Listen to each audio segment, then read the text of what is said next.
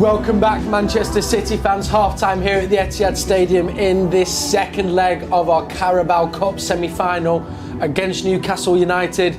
Manchester City 3, Newcastle 0 is the half-time score. 5-0 on aggregate. There is 1 foot, maybe a foot and a half in the final at Wembley. Nicky Weaver, I'm going to begin with you because you said how important the early goal was. And Manchester City went out there and did just that. Absolutely, they were right on the front foot from the word go. And yeah, they got an early goal through MARMOUSH, a little bit fortuitous, with it being like a tackle and deflecting off him, but 1-0 up and the place erupted. And then it was really going to be difficult for Newcastle after that. James Trafford made a really good early save as well, a one-on-one where he smothered down. So the early part of the game, there were a few exchanges, but City come out on top. I mean, City have been quite electric at times. I think Andy spoke about in commentary the energy, the running, not just, when we've been going forward, but the running off the ball. How impressed were you with the overall display going offensively and defensively? Everything's been impressive, as Nicky said, even with the number of saves that James Trafford has made. Yeah. I think going back to it, kind of Eddie Howe having to plan for this match, we didn't know what that starting line was going to be. Yeah. He probably thought it was going to be slightly different, if not very different. They've gone 5 at the back, and Man City have just been able to exploit lots of space by the movement. Yeah. Nico O'Reilly getting on the ball, comfortable in midfield. We'll talk about the goals in more detail.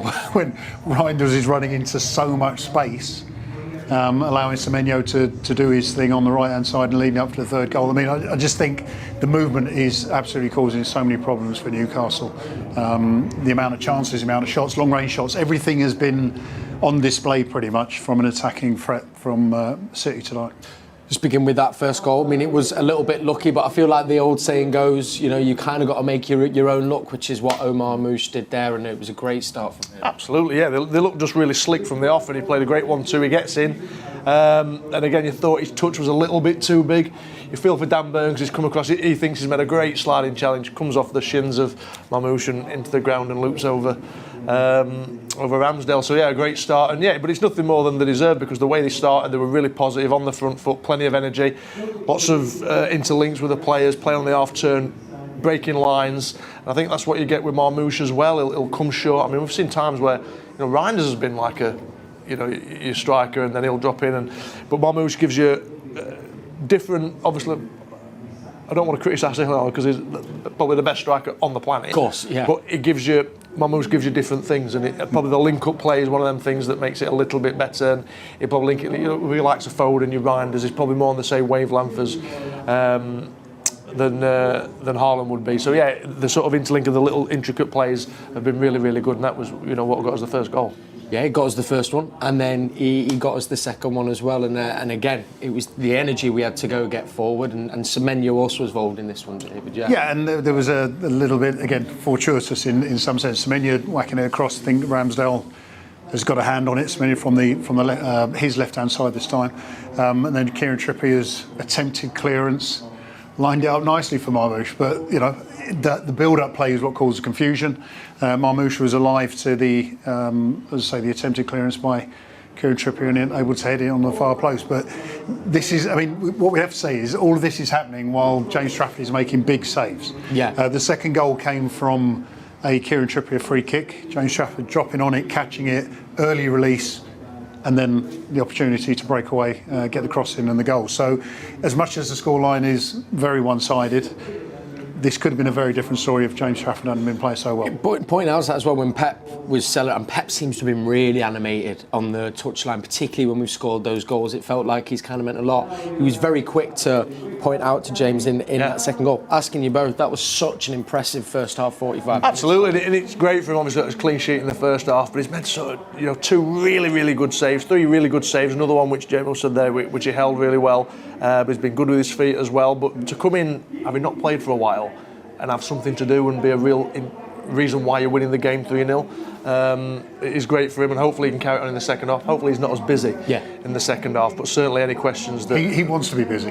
Yeah, he does, because I think, as long as he doesn't let it in, when you're not playing, you want to get into the game and you want to have things to do, and he's had plenty to do. And City have been great, and 3-0's fantastic, but doesn't tell the whole story, because if one of those Newcastle chances goes in, particularly one of the first two, yeah, then it's a different game. But as it is, James Trafford's been absolutely brilliant. Well, also off that, and we start highlighting the goalkeepers before the game. Expected goals, whatever you make of that stat, is 2.2 for Newcastle, 2.4 for City. So 0.2 in it. Difference is 3 of ours have ended up in the back of the net.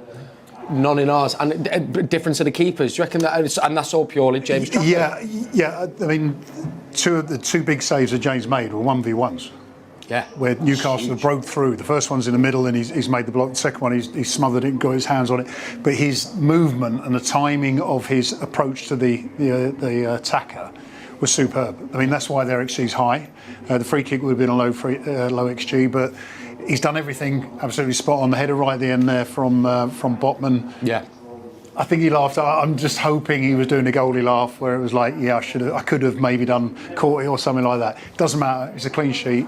And MARMOUSH is going to get the headlines. If City score more goals in the second half, James Trafford saves might not even been shown in the highlight reel. So it's a keeper's lot, but without the saves when they were, we wouldn't be sat here now thinking, all right, we are 1.5 feet into a Wembley final against Arsenal. I'll tell you what, David, and mark my words on this, I'll make it so. They'll be in the Manchester City highlight reel, let me tell you. Of course. Front and centre, don't worry about that. Okay, Andy Morrison has been on your commentary with, of course, the legend that is Alistair Mann. Here they are now, giving us their thoughts pitchside.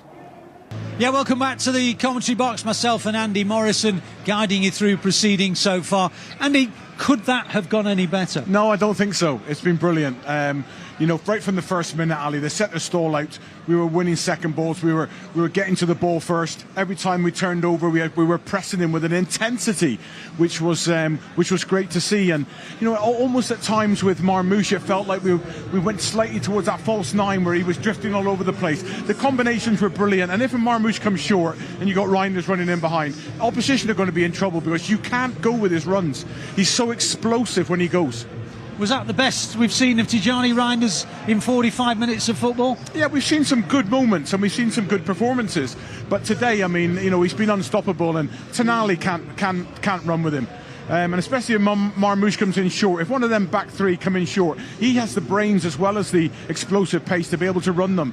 We've seen him carry the ball and actually carry it away from recovering players. And when Ant Nouri's when he's driven with the ball, there's a pace to our game tonight, which has maybe not been there, on every occasion this season.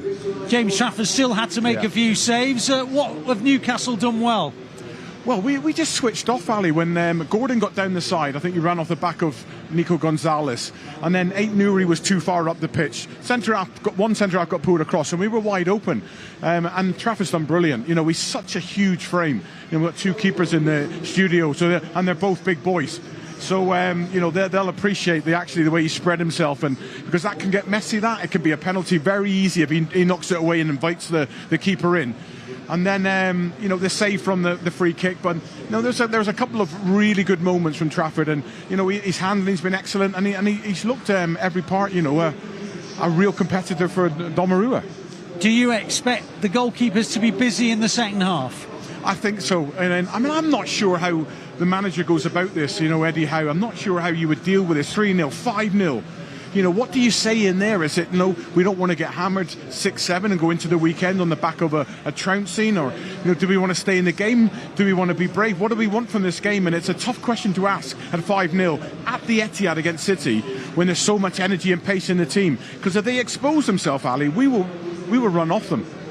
The thoughts there of Andy Morrison. Myself and Andy will bring you second half commentary, so make sure you've downloaded the app. But for now, let's go back to you.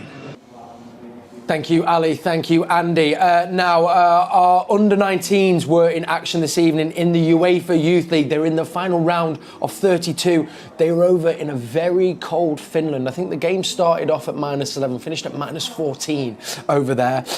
The boys went 1-0 down, got it back to 1-1, went 2-1 down, got it back to 2-2.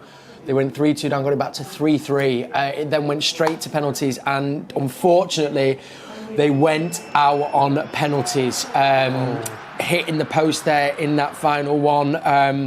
Really unlucky for the boys, because then they went and put the ball in the back of the net. But on a great performance to get so far. for penalty shootouts. I mean, Nicky, I know you've scored a penalty in your time. What would your advice be on any advice there? I remember when I was stepping up to take my penalty, I just thought, take a goal kick and keep your head down. And I put it straight down the middle, and 100% record. Lovely stuff. And I mean, of course, as well, we know keepers play a big part in that. And I think we couldn't find a clip of that, Nicky, but next time, hopefully, when you're in, we got a clip of a penalty save. You know, you had a few of them in your time, David. Let's just roll this one back here. Here he is. Who's he lining up against here? He looks focused. Fancy. Well. Yes, I remember this. Mr. Paul Dickoff. Do you know what? Paul Dickoff and Man City today, that doesn't change. But had that penalty been scored, because it was 1-1, yes. Leicester ended up getting relegated in 18th position that season. City finished in 16th. Had they scored, wow, we might not be sat here now. Might not be sat here again. I know, another Robbie Fowler moment. Yeah. Did you? Another missed penalty moment. There we go. Gosh, what City's history and mixed penalties. Anyone out there who wants to do homework? We're just here in the producers in the VAR box here at Matchday Live. Off his line, potentially. That should be a retake. Well, just for the record, as I hold the Premier League penalty save record. Oh, hello. I think hello. No. Every single one of them was off. You're off your line. And I have to ask. Did you guess there, or did you read, Paul? What was the? Oh, I read him. Read you like a book, Paul? I knew what you were going to do. Fantastic stuff there. Right, second half imminently here. Of course, as I say, Nicky, it very much feels, we're almost there. What do you think we'll see in the second half? Maybe a bit more end-to-end. Possibly the chance as well to get a few young lads on the bench. Hopefully, off the bench. Hopefully we'll see more of the same, because it was a brilliant first half. I think it'll be slightly less energy from City, whether that's being unconscious less energy conscious of not less effort, but the intensity in the first half, they can't continue with that for 90 minutes. So I'm sure it'll peter out a little bit, but hopefully the job's been done in the first half. Most of the work was done in the first leg. Agreed. A lot of the work's been done in the first half. So hopefully more of the same, but again, it'd be nice for James Trafford after his first half performance to keep a clean sheet. Is that looking like as well? Is that to Wissa and Langer? So that's two changes they've made. I think the gauge on this. Very attacking. Yeah, I think the gauge on this will be whether Pep's going to make any changes now at half time, not knowing what Newcastle will bring out in the second half. If you can nullify it for, and I don't want to sound in the cliche, 10-15 minutes, then you can make the changes. Yes, yeah. I think if you make the changes now and allow Newcastle, 3 changes, Barnes is in as well. If they allow Newcastle to get any kind of foot in this match at 3-0, I'm not suggesting even if Newcastle score early that this tie will change direction, but you don't want to be having 40-45 minutes of a poor performance in the that another change? Was Murphy? Murphy? Did he play in the first half? Jacob Murphy didn't know. Harvey Barnes came on right at the end of the first half. Okay. So there's been Eddie, I'll go over it. We're going to see if it looks like Max Elaine is coming on. We saw him warming up half time. So that's one change for City we can spy. Great. Phil had a great half of football there. Loved seeing him back out. So I'm guessing that might be for Nathan Ake, given that Kusanov and was that 8 Nuri in the bottom left there. So maybe Ake, hopefully just precautionary, because he seemed to be all right. I think. Yeah, it seems to be an instant. Yeah. So, but again, the situation City are in, they can afford to do that. If there's any sort of doubt over anyone, a little niggle or anything, you can just withdraw them with no problem. Right. Well, gents, thank you so much. I will be back with you at full time. Currently stands here: Manchester City 3, Newcastle 0, 5-0 on aggregate. 45 minutes to go, and then hopefully we'll be talking about a trip to Wembley. Now welcome back out for the second half.